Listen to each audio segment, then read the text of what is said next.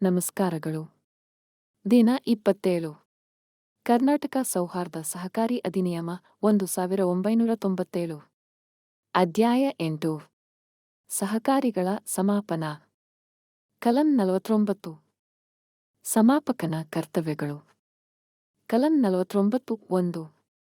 ಸಮಾಪಕನು ಸಮಾಪಕನ ಪದದ ಪ್ರಭಾರವನ್ನು ವಹಿಸಿಕೊಂಡ ನಂತರ ತಕ್ಷಣ ಆ ಬಗ್ಗೆ ರಿಜಿಸ್ಟ್ರಾರನಿಗೆ ಮತ್ತು ಸಂಯುಕ್ತ ಸಹಕಾರಿಗೆ, ಸಹಕಾರಿಯ ಪ್ರತಿಯೊಬ್ಬ ಕ್ಲೇಮುದಾರನಿಗೆ, ಷೇರುದಾರನಿಗೆ ಮತ್ತು ಪ್ರತಿಯೊಬ್ಬ ಸಾಲಿಗನಿಗೆ ತಿಳಿಸತಕ್ಕದ್ದು. ಈ ರೀತಿ ನೇಮಕಗೊಂಡ ಸಮಾಪಕರು ಸಹಕಾರಿಯ ಪ್ರಭಾರ ವಹಿಸಿಕೊಂಡು ಆಸ್ತಿ ಜವಾಬ್ದಾರಿಗಳನ್ನು ಪಟ್ಟಿಮಾಡಿ ರಿಜಿಸ್ಟ್ರಾರನಿಂದ ಆದ್ಯತಾ ಪಟ್ಟಿಗೆ ಅನುಮೋದನೆಯನ್ನು ಪಡೆಯತಕ್ಕದ್ದು ಮತ್ತು ಅಂಥ ಅನುಮೋದನೆಯ ನಂತರವೇ ಸಮಾಪನ ಪ್ರಕ್ರಿಯೆಯನ್ನು ಆರಂಭಿಸತಕ್ಕದ್ದು.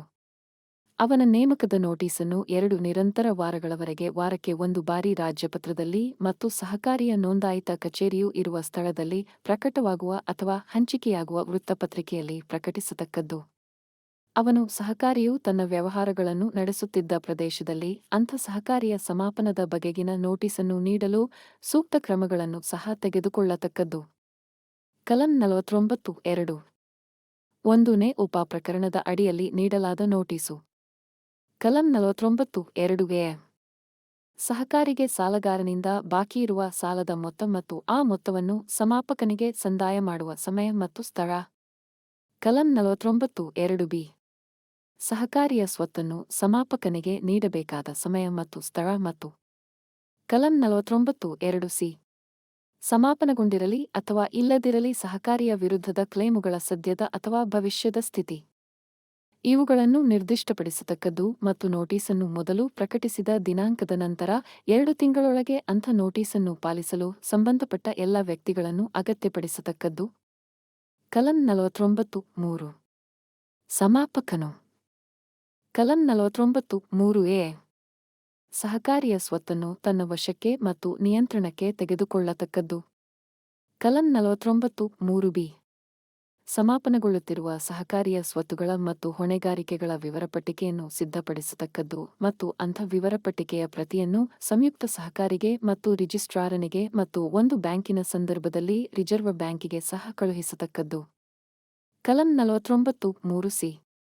ಸಹಕಾರಿಯ ಹಣದ ಸಲುವಾಗಿ ಒಂದು ಟ್ರಸ್ಟ್ ಖಾತೆಯನ್ನು ತೆರೆಯತಕ್ಕದ್ದು ಮತ್ತು ಲೆಕ್ಕವನ್ನು ಇಟ್ಟುಕೊಂಡು ಬರತಕ್ಕದ್ದು. ಕಲಂ 49(3)(d). ಅವನು ಸ್ವೀಕರಿಸಿದ ಮತ್ತು ಅವನು ಸಂದಾಯ ಮಾಡಿದ ಸಹಕಾರಿಯ ಹಣದ ಲೆಕ್ಕವನ್ನು ಇಟ್ಟುಕೊಂಡು ಬರತಕ್ಕದ್ದು. ಕಲಂ 49(3)(a). ಸಹಕಾರಿಯ ವಿರುದ್ಧ ಕ್ಲೇಮುಗಳನ್ನು ಹೊಂದಿರುವ ಸದಸ್ಯರ, ಸಾಲಿಗರ ಮತ್ತು ಇತರ ವ್ಯಕ್ತಿಗಳ ಪ್ರತ್ಯೇಕ ಪಟ್ಟಿಗಳನ್ನು ಇಟ್ಟುಕೊಂಡು ಬರತಕ್ಕದ್ದು. ಕಲಂ 49(3)(f). ಯಾವುದೇ ಸಮಯದಲ್ಲಿ ಸಹಕಾರಿಯು ಅಥವಾ ಸಹಕಾರಿ ಬ್ಯಾಂಕು ತನ್ನ ಹೊಣೆಗಳನ್ನು ವಿಮೋಚನೆಗೊಳಿಸುವುದಕ್ಕಾಗಿ ಹಣ ಸಂದಾಯ ಮಾಡಲು ಅಥವಾ ಸಾಕಷ್ಟು ಹಣ ಒದಗಿಸಲು ಅಸಮರ್ಥವಾಗಿದೆಯೆಂದು ಆತನು ತೀರ್ಮಾನಿಸಿದರೆ, ನಿರ್ದೇಶನಕ್ಕಾಗಿ ಸಹಕಾರಿ ಬ್ಯಾಂಕಿನ ಸಂದರ್ಭದಲ್ಲಿ ರಿಸರ್ವ್ ಬ್ಯಾಂಕಿಗೆ ಮತ್ತು ಇತರೆ ಸಂದರ್ಭಗಳಿಗೆ ರಿಜಿಸ್ಟ್ರಾರನಿಗೆ ಅರ್ಜಿ ಸಲ್ಲಿಸತಕ್ಕದ್ದು ಮತ್ತು. ಕಲಂ 49(3)(g).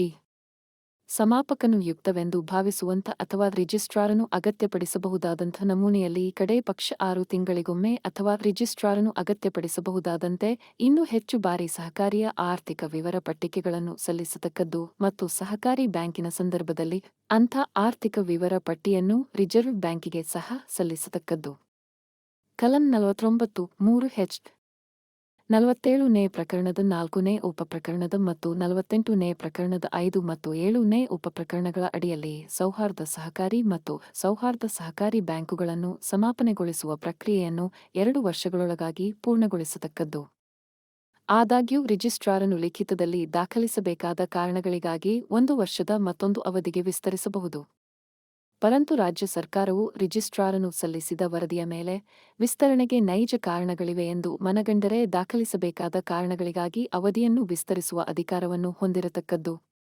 ಕಲಂ 49(3)(i). ಸಮಾಪಕನು ಅಳವಡಿಸಿಕೊಳ್ಳುವ ಕಾರ್ಯವಿಧಾನವು ನಿಯಮಿಸಬಹುದಾದಂತೆ ಇರತಕ್ಕದ್ದು. ತರಬೇತಿ ವಿಷಯಕ್ಕೆ ವಿರಾಮ. ನಾಳೆ ಅಧ್ಯಾಯ 8 ಸಹಕಾರಿಗಳ ಸಮಾಪನ. ಕಲಂ 50. ಸಮಾಪಕನ ಅಧಿಕಾರಗಳು ಮುಂದುವರೆಯಲಿದೆ.